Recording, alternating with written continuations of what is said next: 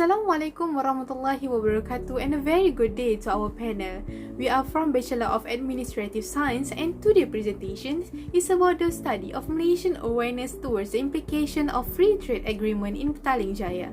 First of all, let me introduce myself. I am INTAN LIANI binti MOHAMMAD AZIZ. Let me start the presentation first. So here I will go through the background of the study.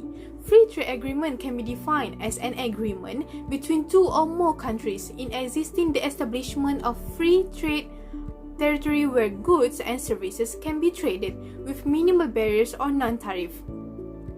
A free trade agreement make countries open their economies to part countries in a constrained and controlled way for extending exchange among themselves to procure the benefits from such exchange.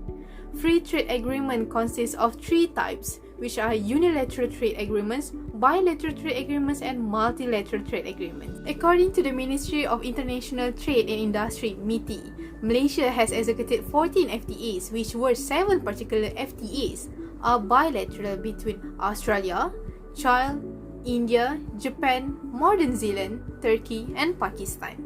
The other 7 regional FTAs, which were the Australian, New Zealand, Indian, Japan, Republic of China, Hong Kong, and the Republic of Korea. Trade with these FTA existence comprised 66.7% of Malaysia's around the world exchange in 2019 and the starting of 2020 with the complete trade of 66.5%. Now, Malaysia is arranging encouraging FTAs, counting with the European Union and Turkey.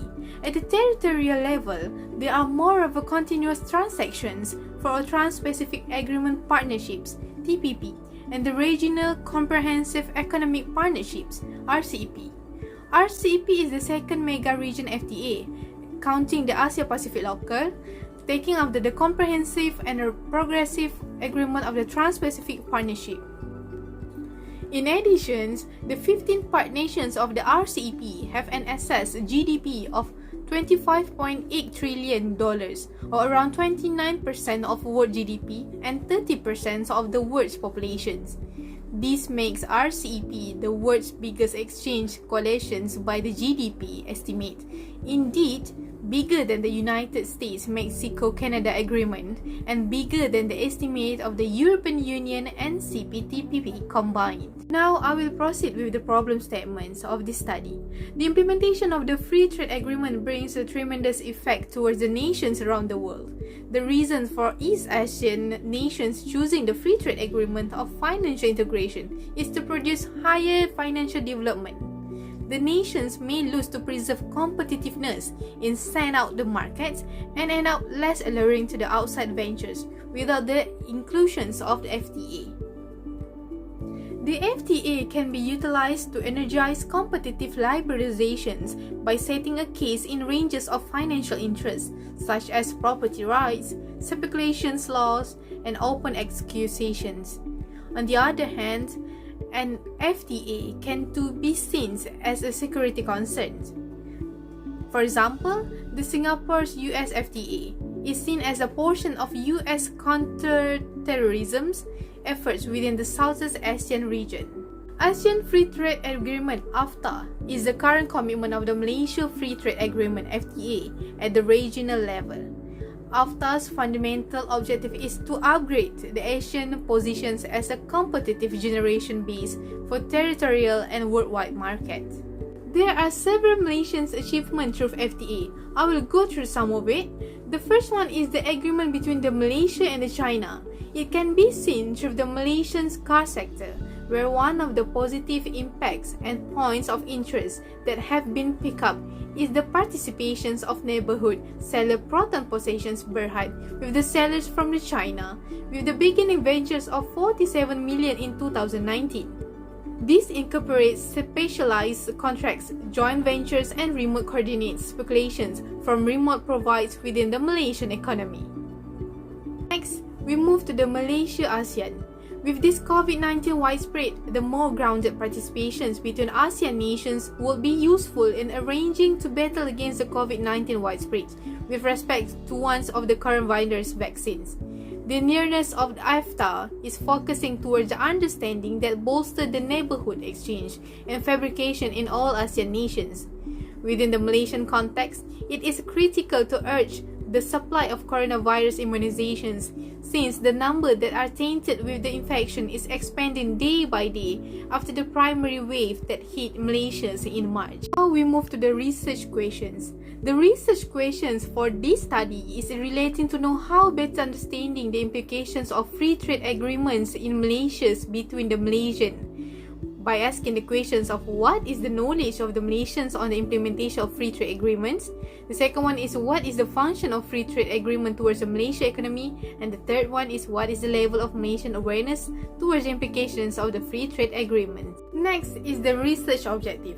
The objective of this research is mainly focusing on identifying the Malaysian awareness towards the implications of the free trade agreements in PETALING JAYA district. The first one is to analyze the relationship between the level of knowledge and Malaysians' awareness towards the implication of FTA. The second one is to determine the relationship between the functions of FTA and Malaysian awareness towards the implications of FTA. And the third one is to identify the relationship between the implications of FTA and Malaysian awareness towards it. Welcome to our panel. I am your SABRINA binti Jamal. Next, I will present the literature review. The concept of free trade agreement (FTA) is an agreement between two or more countries to reduce trade barrier between them. Goods and services can be bought and sold across international borders with a little or no tariff, quotas, subsidies or government restriction to prevent their exchange in free trade system. According to Min 2017 Free Trade Agreement, FTA is defined as a solution of regional and bilateral relations because it plays an important role in the flow towards regional integration. Next, we move to the conceptual framework. So, these are independent variable and dependent variable proposition studies. As for the dependent variable, namely Malaysian awareness towards the implication of FTA apply. According to HASA 2016, public awareness is the level of society's understanding on the benefits and the implication of some issues. High public awareness occurs when a large number of people are agree that the existence of FTA has a positive impact on the national economy, while low public awareness occurs when a large number of people are unaware of the existence of FTA and its function. On the other hand, for the independent variable are also considered as a factor that can influence the Malaysian awareness on the implication of FTA apply. The first independent variable is knowledge. According to Mariam 2019, knowledge refers to the facts of or condition of knowing something with familiarity gained through experience or association. This study focuses on the level of knowledge towards the implementation of FTA. The high level of knowledge on FTA affect the Malaysian awareness. According to Okabe and Urata 2014, after increased export leading to the creation of trade for both export and import. According to Daewum 2017, half of the survey firm know that the Asian Economic Community AEC and large firms tend to use FTA more frequently than SMEs. Thus, the participation of the firm in the FTA indicate that they are aware of the implication of FTA in the place. Therefore, the first hypothesis established that there is a significant relationship between the level of knowledge and the Malaysian awareness towards the implication of FTA applying. The second independent variable is the function. According to Mahani 2013, FTA serves as an engine to promote trades in goods and services through the reduction of trade and tariff and non-tariff barrier, including custom clearance and mutual recognition of standards. The existence of FTA has a favored trade liberalization through the elimination of tariff and non-tariff barrier. It also implies broader and deeper liberalization, such as the investment. As we can see in previous research state that FTA provides special treatment to their members. The FTA benefits Malaysia to gain access to a larger market. So with the implementation of FTA, it gives benefits to the Asian countries with the elimination of tariffs. Therefore, the second hypothesis established that there is a significant relationship between the function and Malaysian awareness towards the implication of FTA apply.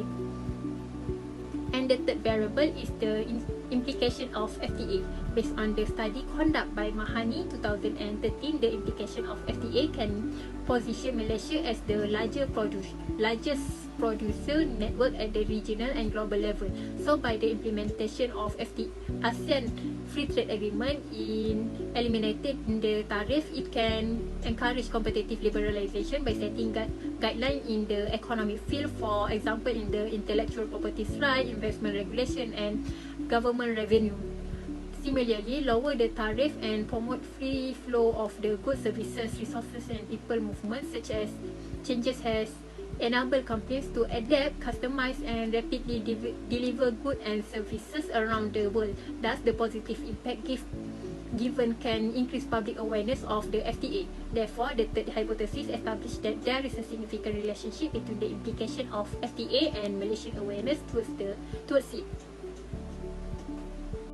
Meanwhile, these are the hypotheses that have been mentioned before as to investigate the relationship between knowledge, function and implications to the Malaysian awareness on the implication of FTA applied.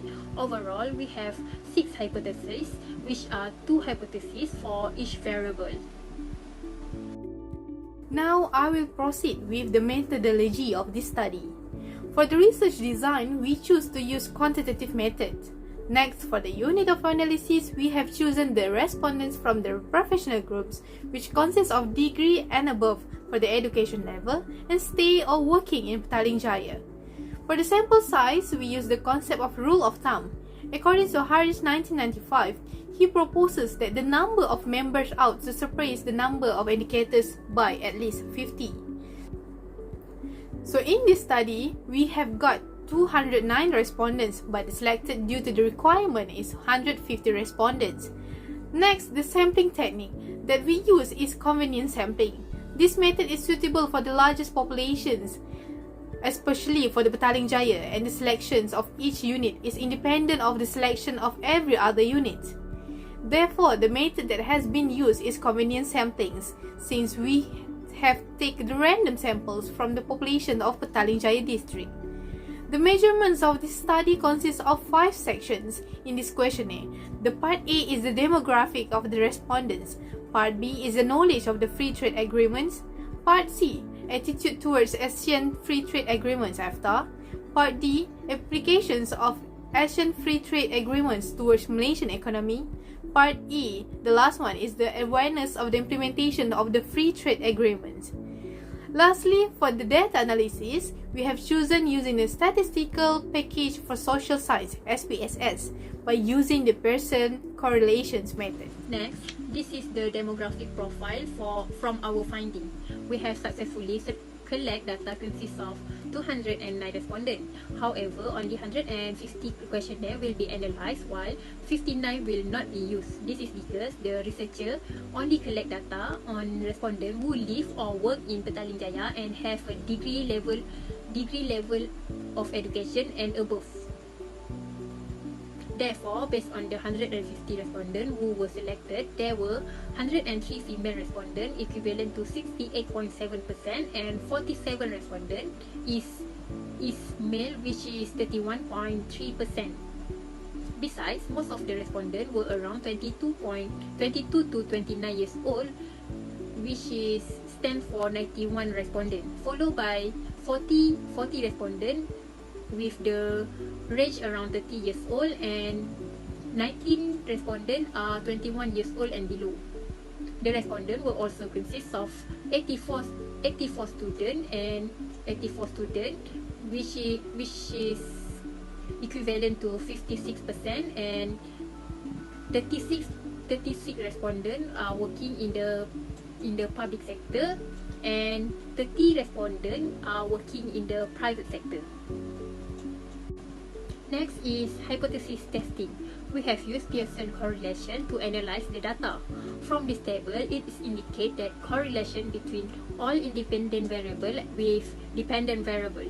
Based on the correlation and significant value obtained for this study, the correlation value for knowledge is 0.61 and the significant value is 0.000, which indicate there is a positive relationship between the level of knowledge and the awareness. The analysis also applied to the other independent variable which show the similar result of positive relationship towards the Malaysian awareness on the implication of FTA apply. Now we move to the discussions. According to this study, we can conclude the discussions that there is a significant and positive relationships between the level of knowledge and Malaysian awareness towards the implications of FTA in PETALING JAYA. This also shows that there is a relationship between the functions of FTA and Malaysian awareness towards the implications of FTA. From the result in this study, we can admit that Malaysia in PETALING JAYA is aware towards the implications of free trade agreement in Malaysia. As for the recommendation to increase the level of Malaysian awareness towards FTA, the government should provide disclosure on FTA at the early stage. In order to increase the country's trade activities, the government should take an early step by introducing young people to the basis of economic and international relations starting at the school level. The second recommendation is by organizing entrepreneurship program. The government should provide public disclosure about FTA. This is because the small business are still lack of exposure to the advantage of FTA. Last is the role of the mass media as a medium of disseminating information that can be used to educate the publics about the employment of FTA that offer assistance to the exporter in Malaysia. They believe that, therefore, we believe that the mass media is the most effective platform for raising public awareness of FTA while encouraging people to engage in the international trade. In conclusion, this study showed that the independent variable, which is level of knowledge, function of FTA and its implication are correlation with the Malaysian awareness. The objective of the study, which includes 3 items, show a positive relationship with Malaysian awareness on the implementation of FTA that facilitate trade and investment, liberalization and international cooperation. The finding clearly show that the Malaysian awareness depends on the level of knowledge, function and implication gained as a result of the implementation of FTA to the countries and the people.